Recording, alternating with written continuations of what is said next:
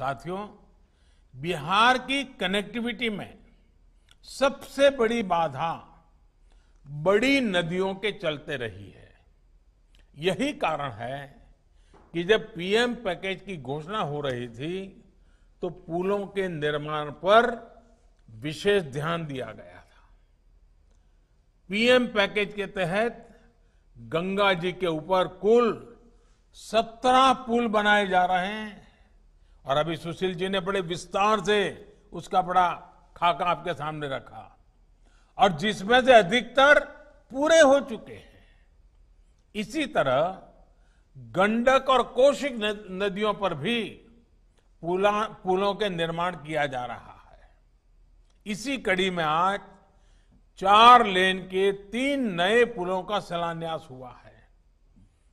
इसमें से 2 पुल गंगा जी पर और 1 पुल कोसी नदी पर बनने वाला है। इनके बनने पर गंगा जी और कोसी नदी पर 4 लेन के पुलों की क्षमता और बढ़ जाएगी। साथियों, बिहार की लाइफलाइन के रूप में हम सब जानते हैं मशहूर महात्मा गांधी सेतु, उसके हाल भी हमने देखे हैं, दुर्दशा भी देखी है, मुसीबत भी देखी है। आज नए रंग रूप में वो सेवाएं दे रहा है, लेकिन बढ़ती आबादी और भविष्य की जरूरतों को देखते हुए अब महात्मा गांधी सेतु के समांतर 4 लेन का नया पुल बनाया जा रहा है।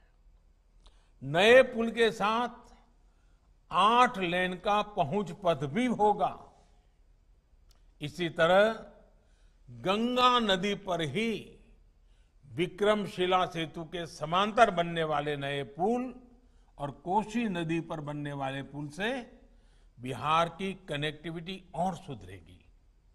साथियों, कनेक्टिविटी एक ऐसा विषय है जिसे टुकड़ों में सोचने के बजाय संपूर्णता में सोचना होता है।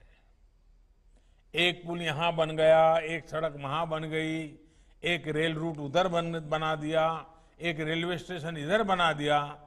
इस तरह की अप्रोच ने देश का बहुत नुकसान किया है। पहले सड़कों का, हाईवे का, रेल नेटवर्क से कोई वास्ता नहीं रहता था।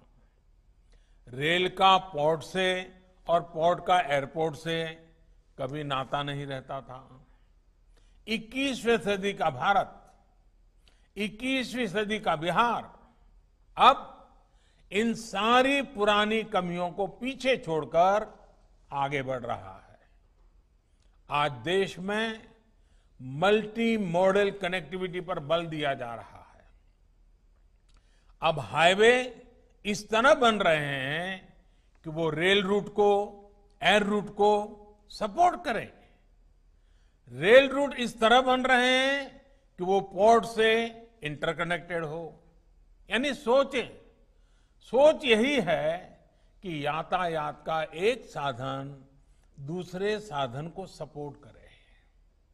इससे लॉजिस्टिक को लेकर भारत में जो समस्याएं रही है वो भी बहुत हद तक दूर हो जाए।